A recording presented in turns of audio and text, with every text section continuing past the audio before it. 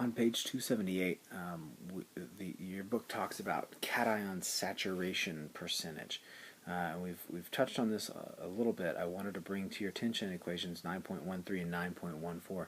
Traditionally, in soil science, we introduce and discuss this subject based on the term base saturation, so a base would be something like calcium, magnesium, 2 plus, sorry, those are pluses, potassium, and sodium. And in your book, with the acidic cations being aluminum and hydrogen. Your book makes a point, the authors make a point to say that typically an acidic cation is a cation that either is hydrogen or causes hydrogen to be released, and traditionally bases are those substances that consume hydrogen ions. Well, these actually don't end up consuming hydrogen ions, so they're not true bases, and your book kind of goes out of its way to, the authors go out of their way to point that out, and that's fine.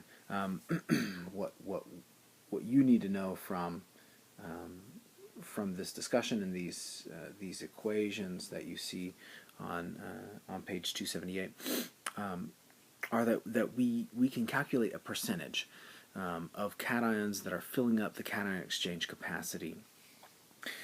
Typically, we'll calculate something called the base saturation, percent base saturation.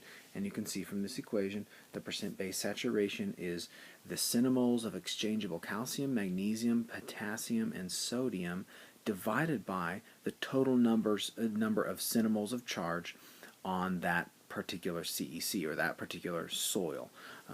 So for instance, your book does an example just above these two equations, and they say if we had a soil of 20 centimoles of charge per kilogram, that's the total CEC, and if we had calcium at 10 centimoles of charge, and we'll just note that that is per kilogram, magnesium was at 1 centimole of charge per kilogram, potassium also was at 1 centimole of charge, and sodium was at 1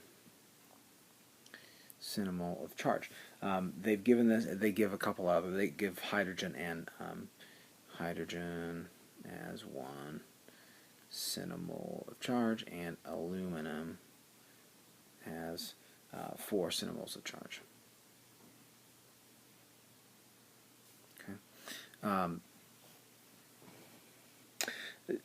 So let's see. Sorry. Magnesium is 3. I apologize for that. I was adding that up in my mind. I thought it didn't make sense. That should add up to 20. So as you're looking at this, and then you look at these equations, and you ask the question, what is the percent base saturation? What you're asking is, how much of the CEC, how much of that soil's cation sites are taken up by things that are basic, okay? Ions that are basic. It turns out that these 4 ions are basic, okay? And so we could say, we calculate that 10 plus 3, that's 13, 14, 15.